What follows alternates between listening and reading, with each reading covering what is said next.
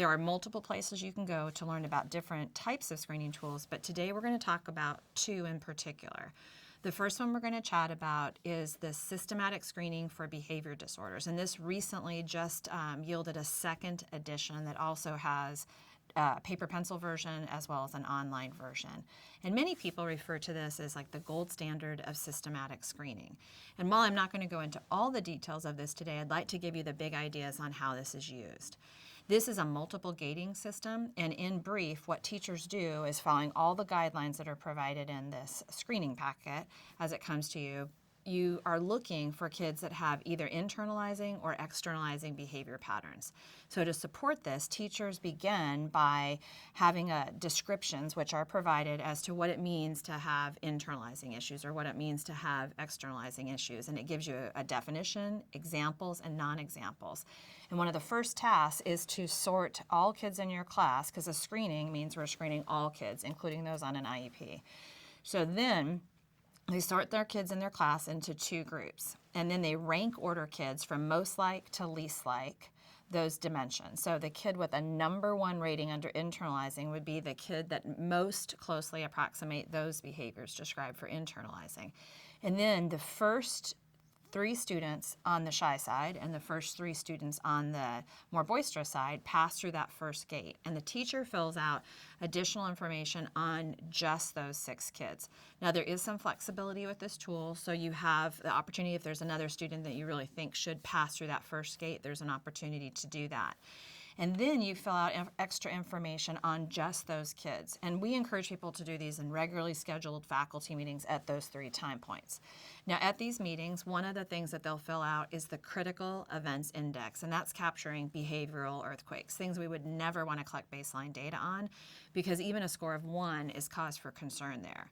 The second measure they fill out is called the combined frequency index, and that has kind of information on adaptive and maladaptive behaviors. And each of these 3 scores, the 2 from the critical or the combined frequency index and then the 1 from the critical events index, are used to create these cuts to suggest who has higher than average internalizing issues or higher than average externalizing issues. These are data from one school that elected to use this screening tool, and as I mentioned, fall, winter, and spring, but these are looking at fall or winter data over time. So if you look on the left side of this graph, you see 3 blue bars, and that represents winter screening performance of the entire school for those 3 years. If you look at the bottom, it says winter 2007, winter 2008, and winter 2009. So looking at that first bar graph, there were 60 students in that school who passed through the first gate.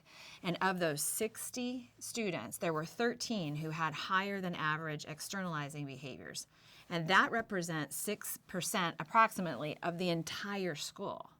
Now, as this school was putting their tiered system of support in place, the next year, now remember, new group of kindergarten kids comes in, those 5th graders went on to 6th grade at a middle school, and you notice the bar gets bigger. It's because the school enrollment increased, so now they've added a teacher. Now this time, there are 69 kids that passed through that first gate, and now only 7 students have exceeded normative criteria for acting out behavior. And that represents 3.5% of the entire school. And that stays pretty much stable for the second year of implementation.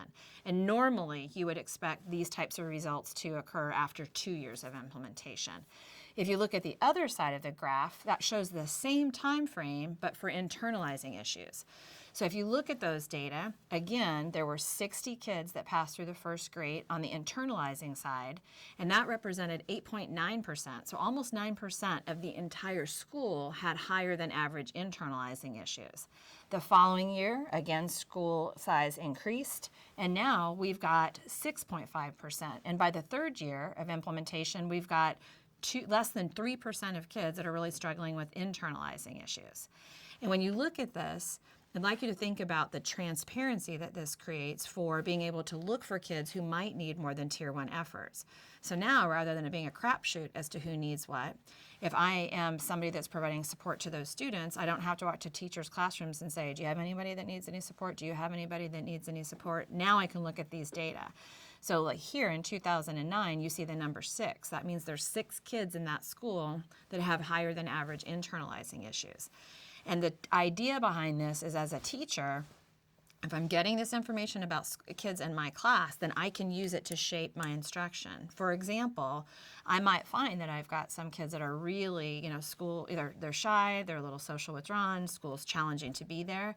And for those types of kids, if I knew that before heading into my instruction, then I could do things like be aware that it's going to be uncomfortable for them to be called on in front of the entire class. Now, I still need that child to participate, but it might be, and I'm not saying Ryan does, but if Ryan had internalizing issues, I could go to him ahead of time and I could say, hey, I know it's stressful for you during class when I call on you when we go into whole group discussions, but I really need you to participate, but I'm not ever going to call on you. But I am going to give you these 4 paper clips, and sometime in the next 30 minutes that we're working on this topic, I need you to participate 4 times. And every time you do, just move a paper clip into your pocket. When you're done, you're done.